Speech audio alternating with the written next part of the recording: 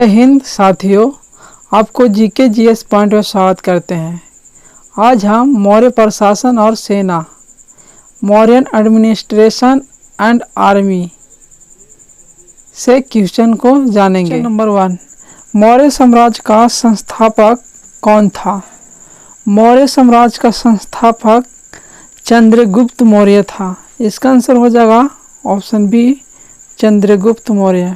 Question number 2, Maurya प्रशासन की प्रमुख जानकारी किस ग्रंथ से मिलती है? मौर्य प्रशासन की प्रमुख जानकारी अर्थशास्त्र से मिलती है। इसका आंसर हो जाएगा ऑप्शन बी, अर्थशास्त्र। क्वेश्चन नंबर 3, अर्थशास्त्र के रचयिता कौन थे? अर्थशास्त्र के रचयिता कौटिल्य थे। इसका आंसर हो जाएगा option B, Kautilya. Question number 4, Maurya काल में संनिधायक किसे कहा जाता है? मौर्य काल में संनिधायक कोषाध्यक्ष को कहा जाता है। इसका आंसर हो जाएगा ऑप्शन ए, कोषाध्यक्ष। क्वेश्चन नंबर 5, मौर्य प्रशासन में सीता अध्यक्ष किसका अधिकारी था? मौर्य काल में सीता अध्यक्ष कृषि का आधिकारिक था। इसका आंसर हो जाएगा ऑप्शन सी, कृषि। क्वेश्चन नंबर 6, अरेडिकस शब्द मेगास्थनीज ने किसके लिए प्रयोग किया? अरेडिकस शब्द मेगास्थनीज ने कर अधिकारी के लिए प्रयोग किया। इसका आंसर हो जाएगा ऑप्शन बी, कर अधिकारी। क्वेश्चन नंबर 7, मौर्य काल में नगराध्यक्ष का कार्य क्या था? मौर्य काल में नगराध्यक्ष का कार्य नगर प्रशासन था। इसका आंसर हो जाएगा ऑप्शन बी, नगर प्रशासन। क्वेश्चन नंबर 8, मौर्य प्रशासन में महामात्रे किसे कहा जाता था? मौर्य प्रशासन में महामात्रे उच्च अधिकारी को कहा जाता था। इसका आंसर हो जाएगा ऑप्शन बी, उच्च अधिकारी। क्वेश्चन नंबर 9, अशोक द्वारा नियुक्त धम्म महामात्रे का कार्य क्या था? अशोक द्वारा नियुक्त धम्म महामात्रे का कार्य धर्म प्रचार करना था। इसका आंसर हो जाएगा ऑप्शन सी, धर्म प्रचार करना। क्वेश्चन नंबर 10, मौर्य काल में ग्राम प्रशासन का मुखिया कौन था? मौर्य काल में ग्राम प्रशासन का मुखिया ग्रामिक था। इसका आंसर हो जाएगा ऑप्शन ए, ग्रामिक। क्वेश्चन नंबर 11, अमात्य पद का कार्य क्या था? अमात्य पद का कार्य मंत्री का था। इसका आंसर हो जाएगा ऑप्शन बी, मंत्री। क्वेश्चन नंबर 12, चंद्रगुप्त मौर्य का दरबारी यूनानी राजदूत कौन था? चंद्रगुप्त मौर्य का दरबारी यूनानी राजदूत मेगास्थनीज था। इसका हो जाएगा option C, Megasthenes. Question number 13, Megasthenes की रचना का नाम क्या था? मेगास्थनीज की रचना का नाम इंडिका था। इसका आंसर हो जाएगा option B, Indica. Question number 14, Maurya काल में सबसे बड़ा प्रशासनिक विभाजन क्या कहलाता था? मौर्य काल में सबसे बड़ा प्रशासनिक विभाजन प्रांत कहलाता था। इसका आंसर हो जाएगा ऑप्शन सी, प्रांत। क्वेश्चन नंबर 15, अशोक का अभिलेख किस लिपि में सबसे अधिक मिला है? अशोक का अभिलेख ब्राह्मी लिपि में सबसे अधिक मिला है। इसका आंसर हो जाएगा option B, Brahmi. Question number 16, Ashoka के अभिलेख किस भाषा में है? अशोक का अभिलेख पाली व प्राकृत भाषा में है। इसका आंसर हो जाएगा ऑप्शन बी, पाली व प्राकृत। क्वेश्चन नंबर 17, मौर्यकालीन प्रशासन में न्याय विभाग का प्रमुख कौन था? मौर्यकालीन प्रशासन में न्याय विभाग का प्रमुख प्रधान न्यायाधीश था। इसका आंसर हो जाएगा ऑप्शन ए प्रधान न्यायाधीश। क्वेश्चन नंबर 18, मौर्य काल में लावणाध्यक्ष का कार्य क्या था? मौर्य काल में लावणाध्यक्ष का कार्य नमक अधिकारी था। इसका आंसर हो जाएगा ऑप्शन बी नमक अधिकारी। क्वेश्चन नंबर 19, धम्म महामात्र पद किस शासक ने स्थापित किया था? धम्म महामात्र पद अशोक शासक ने स्थापित किया था। इसका आंसर हो जाएगा option C Ashoka. Question number 20, Maurya प्रशासन में युक्त कौन थे? मौर्य प्रशासन में उच्च अधिकारी युक्त थे। इसका आंसर हो जाएगा ऑप्शन सी उच्च अधिकारी। क्वेश्चन नंबर 21, अशोक के शिलालेख किस लिपि में उत्तर पश्चिम भारत में लिखे गए? अशोक के शिलालेख खरोष्टी लिपि में उत्तर पश्चिम भारत में लिखे गए। इसका आंसर हो जाएगा option B Kharosthi. Question number 22, Ashoka के शिलालेखों का सर्वप्रथम पाठ किसने किया? अशोक के शिलालेखों का सर्वप्रथम पाठ जेम्स प्रिंसेप ने किया। इसका आंसर हो जाएगा option A James Prinsep. Question number 23, मौर्यकालीन राजस्व का मुख्य स्रोत क्या था? मौर्यकालीन राजस्व का मुख्य स्रोत भूमि कर था। इसका आंसर हो जाएगा ऑप्शन बी भूमि कर। क्वेश्चन नंबर 24, मौर्य काल में भूमि कर की दर कितनी थी? मौर्य काल में भूमि कर की दर 1/6 थी। इसका आंसर हो जाएगा ऑप्शन बी 1/6। क्वेश्चन नंबर 25, सीता अध्यक्ष पद किस व्यवस्था से जुड़ा था? सीता अध्यक्ष पद भूमि व्यवस्था से जुड़ा था। इसका आंसर हो जाएगा ऑप्शन बी भूमि। क्वेश्चन नंबर 26, मेगास्थनीज के अनुसार मौर्यकालीन सेना में कितने हाथी थे? मेगास्थनीज के अनुसार मौर्यकालीन सेना में 9000 हाथी थे। इसका आंसर हो जाएगा ऑप्शन बी 9000। क्वेश्चन नंबर 27, मौर्यकालीन सेना में कुल पैदल सैनिक कितने थे? मौर्यकालीन सेना में कुल पैदल सैनिक 6 लाख थे। इसका आंसर हो जाएगा option C 6 lakh. Question number 28, मौर्यकालीन सेना में रथों की संख्या कितनी थी? मौर्यकालीन सेना में रथों की संख्या 8000 थी। इसका आंसर हो जाएगा ऑप्शन सी 8000। 29, मौर्यकालीन सेना में घुड़सवारों की संख्या कितनी थी?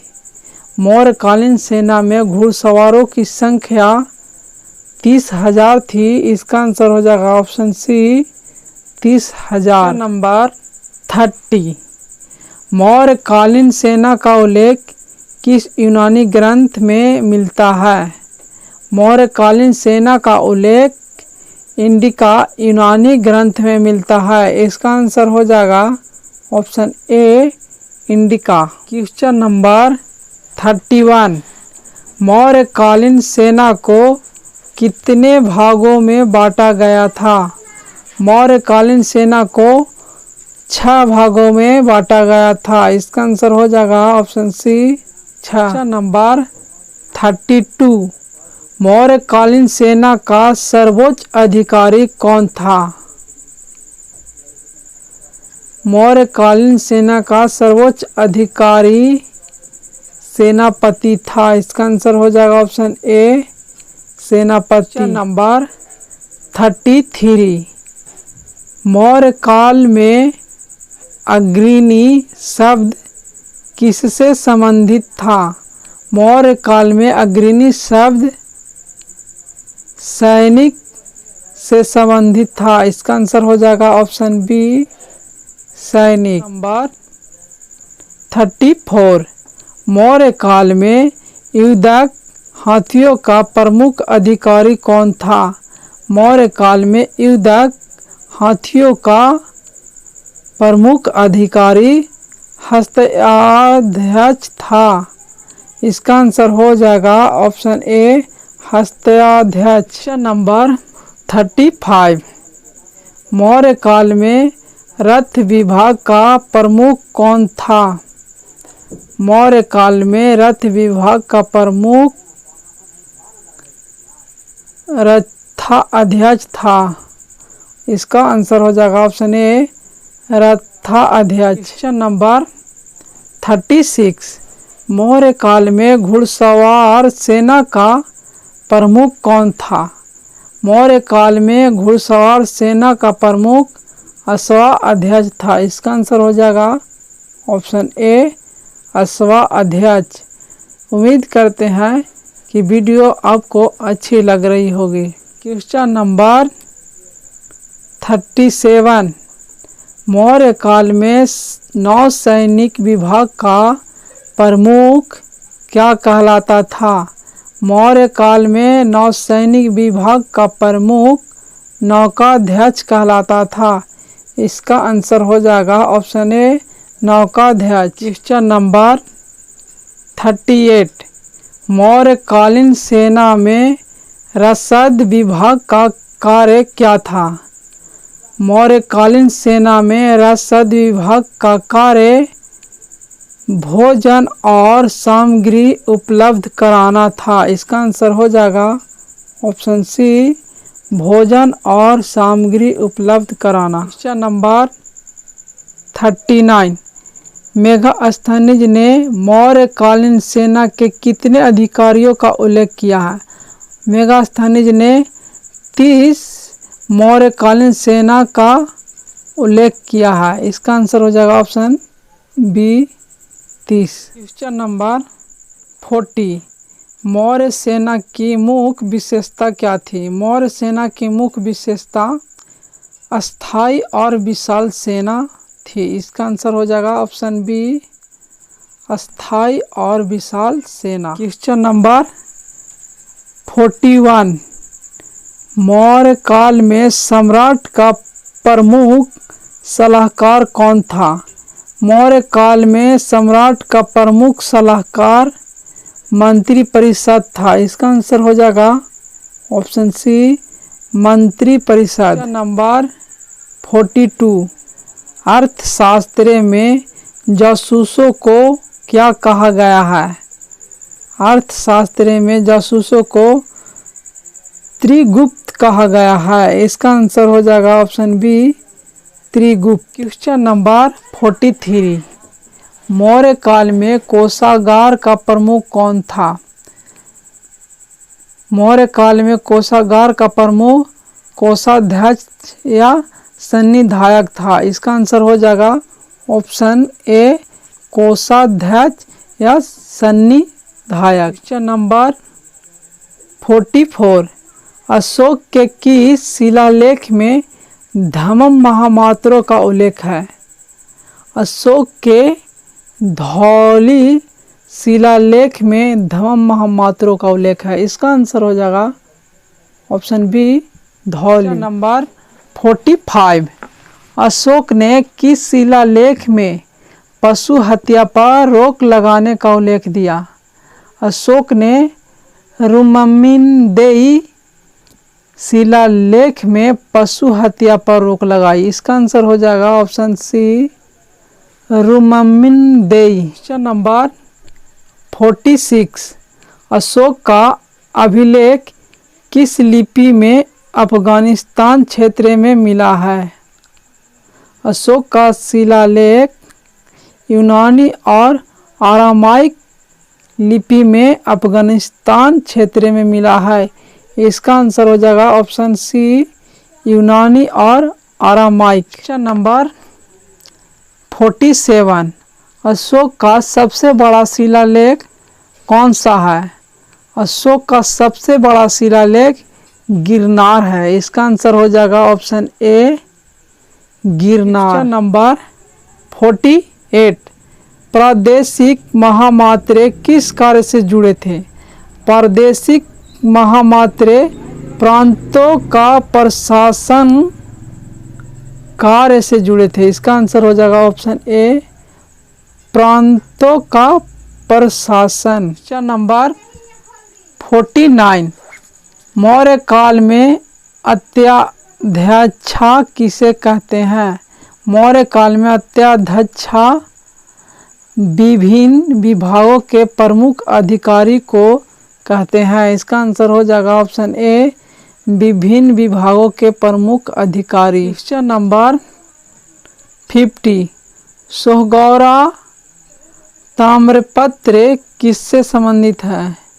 सोहगौरा ताम्रपत्र अकाल राहत से संबंधित है। इसका आंसर हो जाएगा ऑप्शन बी अकाल राहत। क्वेश्चन नंबर 51, अशोक का नाम उसके शिलालेखों में किस प्रकार मिलता है? अशोक का नाम उसके शिलालेखों में देवनाम प्रिय प्रियदर्शी मिलता है। इसका आंसर हो जाएगा ऑप्शन सी देवनाम प्रिय प्रियदर्शी। नंबर 52, अशोक के किस स्तंभ लेख में बौद्ध संघ की फूट का उल्लेख है? अशोक के सारनाथ स्तंभ लेख में बौद्ध संघ की फूट है। इसका आंसर हो जाएगा option B Sarnath. Question number 53, पतनाध्यक्ष मौर्य काल में किसे कहते थे? पतनाध्यक्ष मौर्य काल में बंदरगाह अधिकारी को कहते थे। इसका आंसर हो जाएगा ऑप्शन ए बंदरगाह अधिकारी। क्वेश्चन नंबर 54, मौर्यकालीन सिक्के किस धातु के बने होते थे? मौर्यकालीन सिक्के पंच चिह्नांकित चांदी व तांबा का बने होते थे। इसका आंसर हो जाएगा ऑप्शन सी पंच चिह्नांकित चांदी व तांबा। क्वेश्चन नंबर 55, मौर्य काल में सबसे छोटी प्रशासनिक इकाई कौन सी थी? मौर्य काल में सबसे छोटी प्रशासनिक इकाई ग्राम थी। इसका आंसर हो जाएगा ऑप्शन डी ग्राम। क्वेश्चन नंबर 56, मौर्यकालीन सेना का सबसे शक्तिशाली अंग कौन सा था? मौर्यकालीन सेना का सबसे शक्तिशाली अंग हाथी था। इसका आंसर हो जाएगा ऑप्शन डी हाथी। नंबर 57, मेगास्थनीज ने मौर्यकालीन सेना के कितने बोर्ड समितियां बताए हैं? मेगास्थनीज ने मौर्यकालीन सेना के 6 बोर्ड समितियां बताए हैं। इसका आंसर हो जाएगा ऑप्शन डी 6। क्वेश्चन नंबर 58, प्रत्येक बोर्ड समिति में कितने सदस्य होते थे? प्रत्येक बोर्ड समिति में 3 सदस्य होते थे। इसका आंसर हो जाएगा option A 3। Question number 59, Megasthenes के अनुसार मौर्यकालीन सेना का कुल प्रशासनिक अधिकारी वर्ग कितने थे? मेगास्थनीज के अनुसार मौर्यकालीन सेना का कुल प्रशासनिक अधिकारी 30 थे। इसका आंसर हो जाएगा option B 30। Question number 60, Maurya काल में हाथी विभाग का प्रमुख कौन था? मौर्य काल में हाथी विभाग का प्रमुख हस्ताध्यक्ष थे। इसका आंसर हो जाएगा ऑप्शन बी हस्ताध्यक्ष। नंबर 61, मौर्य काल में पैदल सेना का प्रमुख क्या कहलाता था? मौर्य काल में पैदल सेना का प्रमुख पदाध्याध्यक्ष कहलाता था। इसका आंसर हो जाएगा ऑप्शन ए पदाध्याध्यक्ष। क्वेश्चन नंबर 62, मौर्यकालीन सेना में आयुधाध्यक्ष का कार्य क्या था?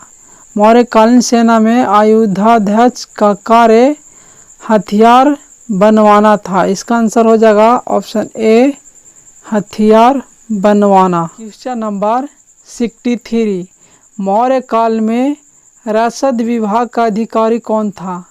मौर्य काल में रसद विभाग का अधिकारी भंडागाराध्यक्ष था। इसका आंसर हो जाएगा ऑप्शन डी, भंडागाराध्यक्ष। क्वेश्चन नंबर 64, मौर्यकालीन सेना की कौन सी शाखा नौसैनिक शक्ति से जुड़ी थी? मौर्यकालीन सेना की नौका विभाग नौसैनिक शक्ति से जुड़ी थी। इसका आंसर हो जाएगा ऑप्शन सी, नौका विभाग। नंबर 65, मौर्यकालीन सेना का उल्लेख किन अभिलेखों में मिलता है? मौर्यकालीन सेना का उल्लेख अशोक के शिलालेख, कौटिल्य के अर्थशास्त्र, मेगास्थनीज की इंडिका, इसका सभी में मिलता है। इसका आंसर हो जाएगा ऑप्शन डी, उपरोक्त सभी। अशोक के शिलालेख में, कौटिल्य के अर्थशास्त्र में, मेगास्थनीज की इंडिका में। इसका आंसर हो जाएगा ऑप्शन डी, उपरोक्त सभी। क्वेश्चन नंबर 66, मौर्य काल में सैनिकों का वेतन कहाँ से दिया जाता था? मौर्य काल में सैनिकों का वेतन भूमि कर से दिया जाता था। इसका आंसर हो जाएगा ऑप्शन ए, भूमि कर से। क्वेश्चन नंबर 67, मौर्य सेना की सबसे बड़ी विशेषता क्या थी? मौर्य सेना की सबसे बड़ी विशेषता अस्थाई सेना थी। इसका आंसर हो जाएगा ऑप्शन बी, अस्थाई सेना। क्वेश्चन नंबर 68, मौर्यकालीन सेना के अनुशासन और प्रशिक्षण का वर्णन किस ग्रंथ में है? मौर्यकालीन सेना के अनुशासन और प्रशिक्षण अर्थशास्त्र में है। इसका आंसर हो जाएगा ऑप्शन सी, अर्थशास्त्र। क्वेश्चन नंबर 69, चंद्रगुप्त मौर्य ने सेना की स्थापना किसकी सहायता से की थी? चंद्रगुप्त मौर्य ने सेना की स्थापना कौटिल्य की सहायता से की थी। इसका आंसर हो जाएगा option B, Kautilya. Question number 70, मौर्यकालीन सेना की कुल अनुमानित संख्या कितनी थी? मौर्यकालीन सेना की कुल अनुमानित संख्या 6.8 लाख थी। इसका आंसर हो जाएगा ऑप्शन बी, 6.8 लाख। वीडियो अच्छी लगी हो तो लाइक और शेयर सब्सक्राइब जरूर करें।